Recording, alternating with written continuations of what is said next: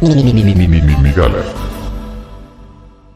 ¿Cuándo le empezamos a poner Pues con los nombres al griegos, amor? cabrón. Con los griegos. Pero que no le llamaban- amor, la palabra amor es una palabra latina.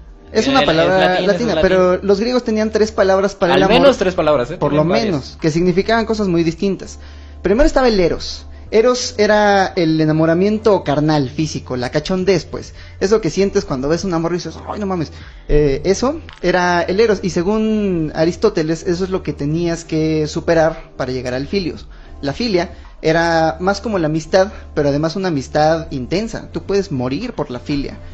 Pero tenían otra palabra, además, el agape. Agape, que era como el amor a la humanidad. Y Agape. más que amor a la humanidad, era como compasión. Compasión de verte a ti mismo, sobre todo en la cara de, más que tu humanidad, la cara de el otro miembro de tu tribu. Porque eso es algo que se nos olvida muy a menudo. La mayoría de los nombres de las tribus primigenias significan la gente. Esto significa que los extranjeros no son gente, los extranjeros son monstruos, que quién sabe de dónde vengan. Los asirios le llamaban Uman Manda, que significa la tribu de no sé dónde. Y hablaban el mismo idioma y todo, pero no los consideraban humanos. La gente, para los tribus primarios, para las tribus originarias, eran solamente la gente de tu tribu. Eso es lo que se nos olvida cuando hablamos acerca de tolerancia y de... No, hay que entender, el estado primario del extraño no es otro ser humano, es el extraño. Entonces este agape solamente se refería al amor al... Ágape, solamente se refería al amor al clan. Pero son 3 conceptos completamente distintos. Agape, filia y eros. Agape, filia y eros, que nosotros agrupamos en este concepto único del amor, pero sirve mucho diferenciarlos. Hay que... Los yo griegos ponía también tienen varias ejemplo, raíces a ver, en su amor. hay que diferenciar 2 cosas. ¿Por qué los griegos son los padres del amor occidental?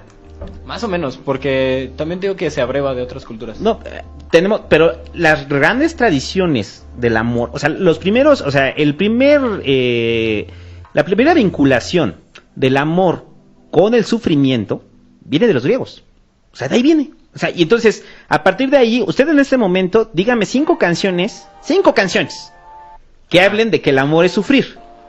Ahorita, o sea, Se me vamos acaba a de hacer ocurrir la de José José. la primera es la de José El José, triste, porque la del triste, ¿no? ¿Es el ejercicio que vamos a hacer de crítica?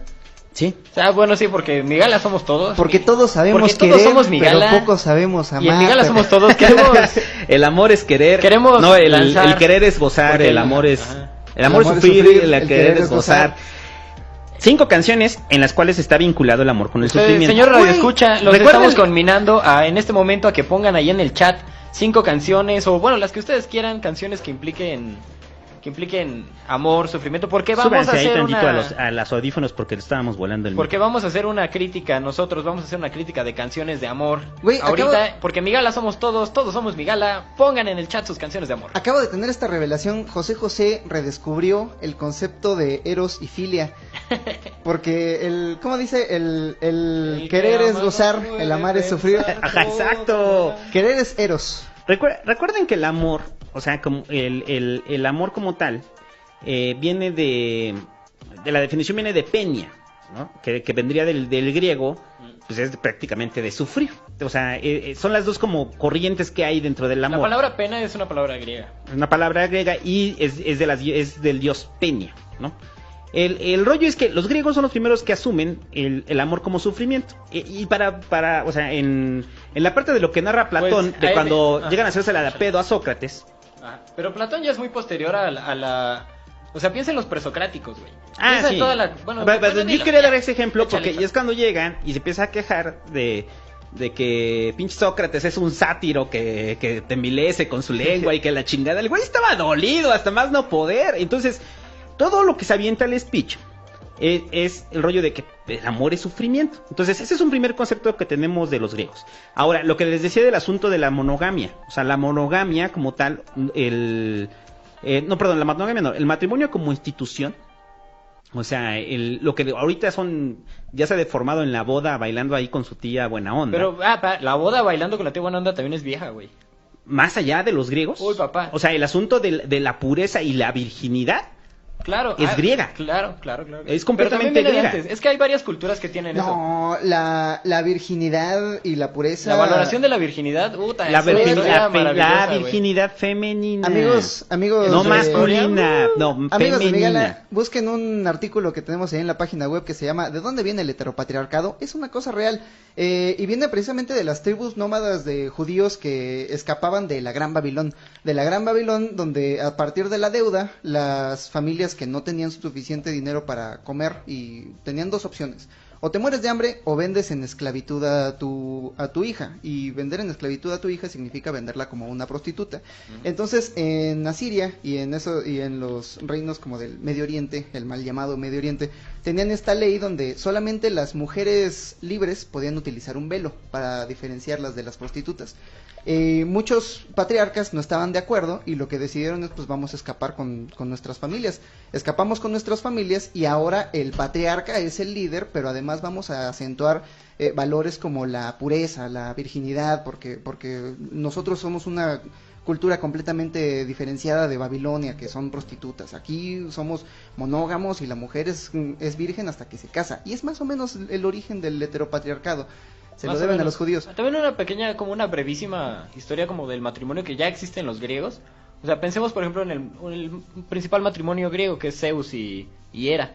O sea, es una pareja, y es Sí. una pareja estable. Y Hera se encabrona con Zeus cada Por que andar se va de cabrón. con otra Porque vieja. Zeus se coge a Se lo coge que quien sea. se deje. Esa noción Aunque de... no se dejen. Sí, aunque no se dejen, los obliga, güey. Hay varios como dioses griegos, porque los griegos son una de las primeras culturas que personaliza a las pasiones humanas en dioses que tienen esa capacidad. O sea, piensen en el Cupido, o piensen en todo el desmadre que estaba haciendo Dionisio, todo el desmadre que estaba haciendo Apolo, todo el desmadre que hacía Zeus, ¿no? Antes de ellos está Krishna. Krishna es un personaje bien interesante porque está a caballo entre las culturas nómadas, que es la cultura hindú, y ya las culturas asentadas y las culturas como canónicas, como la cultura griega. Krishna es un dios pastor y es un dios íntimamente relacionado a la fertilidad. Hay libros dedicados a los rituales para alabar a Krishna y que les dé fertilidad y cómo Krishna se reproducía con las mujeres.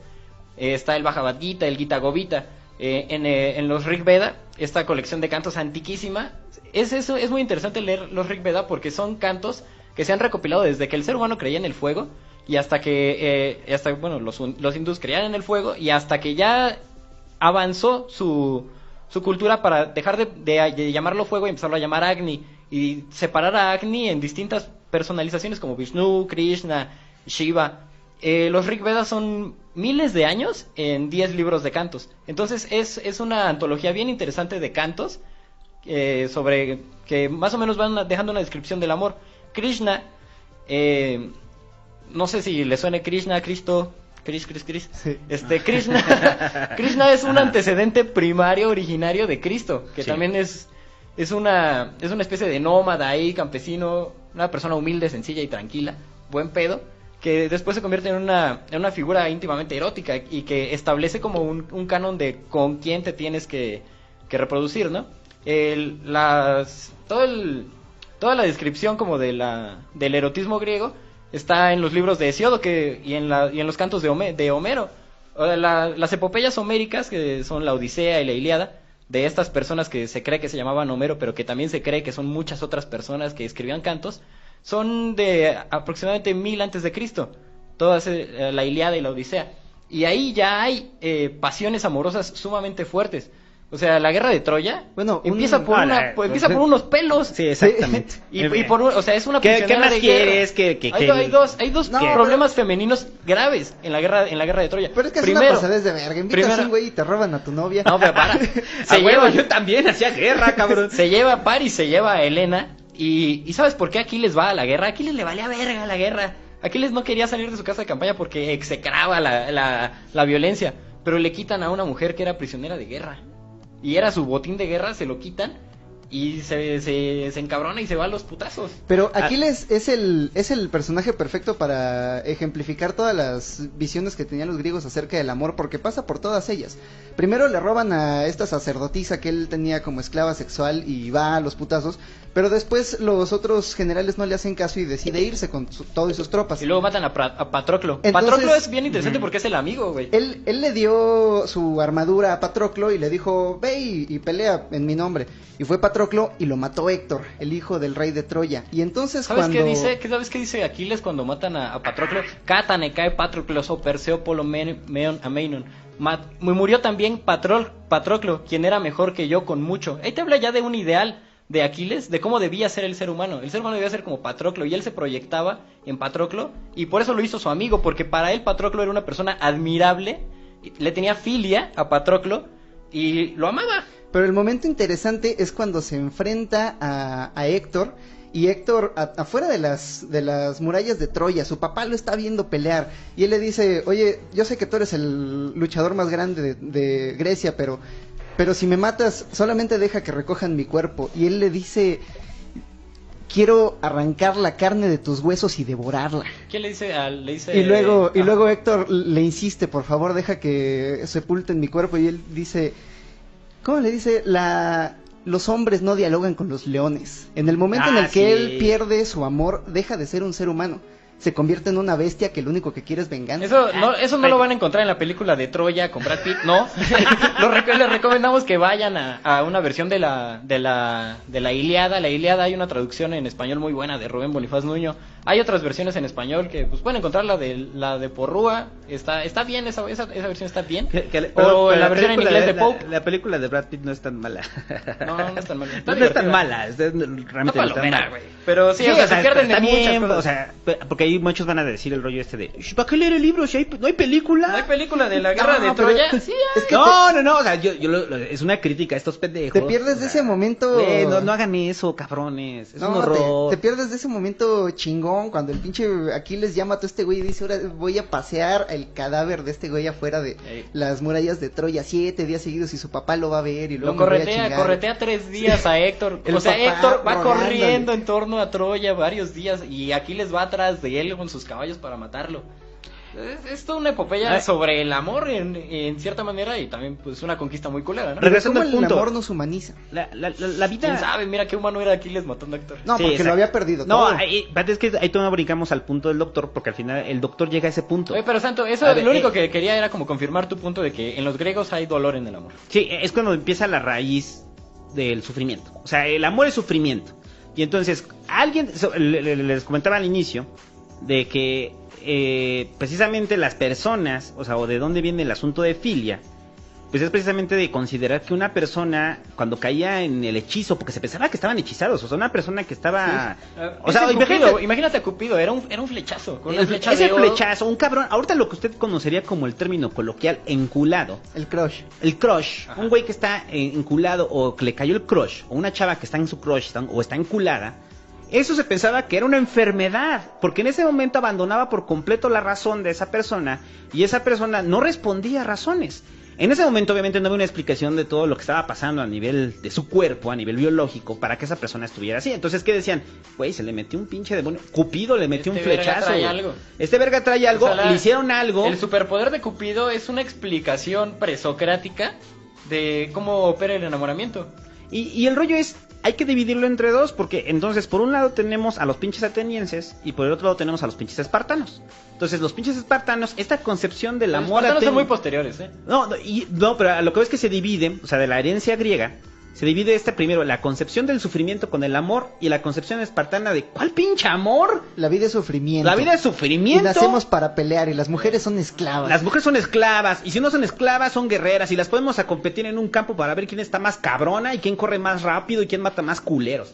Entonces el asunto, imagínate los espartanos estaban locos. No, piensa esta escena. Un ateniense enamorado de un espartano. O sea, estaría cabrón. Sería mi sitcom favorita. Sí, o sea, exacto, sería una sitcom que sí vería, ¿no? O sea, porque el pinche ateniense así de, no, es que tengo clavado completamente este embrujo en mi cuerpo. Y el pinche espartano agarra, güey, y le vuela la pinche cabeza, ¿no? O sea, pero no padecían tanto, quizás los romanos sí padecían un poco más. ¿Qué? Los griegos como que se entregaban hacia la pasión. no, es que era la Yo pasión pienso- absoluta, pero sí, o sea, el Pero- asunto es que cuando esa pasión no había correspondida, porque entonces ya te estabas enfrentando a leyes. Ah. O sea, ya había leyes, y no había correspondida, y entonces no podías hacer absolutamente, o sea, no Pero- podías llegar y matar Mira, al otro cabrón. Hay una cosa que quiero aclarar, es que los griegos llegaban hasta las últimas consecuencias de sus pasiones, mientras que los romanos ya se tiraban al tamal y estaban ahí todos emo. El emo qué es es tirarse- el emo qué- romano. qué es tirarse al tamal? al tamal es cuando No había estás- escuchado la concepción de tirarse al tamal. tirarse al tamal, dícese cuando es 14 de febrero y ya dieron las 9 de la mañana y lo único que escuchas afuera es el señor de los tamales. Y le compras un tamal oaxaqueño y te lo comes tú solo hasta que se acabe el 14 de febrero y no hubo amor para ti. Ah, mira, esa Entonces es muy estás comiéndote buena un definición. tamal y ya no quieres saber nada de la vida. El tamal en soledad. Ajá, es el tamal en soledad. Pero los griegos, por ejemplo, piensa en dos ejemplos griegos. Apolo enamorado de Dafne y Orfeo recuperando a Eurídice del infierno. Los dos son mitos griegos antiquísimos, ¿no? Apolo estaba burlándose de Cupido por chaparro y por feo. Y literal, o sea, porque Apolo madrea una serpiente. Entonces Cupido entra ahí y lo empieza a cabulear a Apolo. Y le dice, ah, sí, puta, pues te voy a flechar con una flecha de oro. Y a Dafne le voy a tirar una flecha de plomo para que te repela y te odie completamente. Entonces Apolo se enamora perdidamente de Dafne y Dafne lo odia, siente repulsión cuando lo ve. Y Apolo va corriendo tras ella, la intenta enamorar con cantos, le intenta hablar con ella y no entra en razón ella porque lo odia. Entonces, Dafne, en el colmo de su desesperación, le pide a los dioses que la salven y la convierten en un laurel. Y Apolo se entrega completamente al laurel y lo consagra como su árbol y lo lleva para toda la vida consigo mismo. Y el segundo mito, que es el de Eurídice y Orfeo, que a Eurídice la muerde una culebra y la manda al infierno. Entonces Orfeo, pide permiso para bajar al Hades y traerla de vuelta del Hades. Y la condición que le ponen es que puedes bajar y puedes traerla, pero sin voltear atrás a ver si viene todavía contigo. O sea, es llevar a las últimas consecuencias eso. Y en cambio pienso en los pastores enamorados de Virgilio, que ya es un poeta muy posterior, Virgilio. Y sí, son pastores que están ahí, pues, arando, o están ahí viendo. Arando. Sí, pues, o están colectando las frutas y tal, y se ponen a echar cantos acerca de su amor no correspondido. Y viven con su pasión. En cambio, los griegos no pueden vivir con ese sufrimiento. A lo que voy es que hay... Son 1000 años de diferencia, pues. Sí, pero se empiezan a establecer las mismas leyes de las que vamos a hablar posteriormente, que estas leyes son las que empiezan a limitar nuestras condiciones netamente primitivas, nuestras condiciones gregarias, ¿no? O sea, empezamos a ponerle...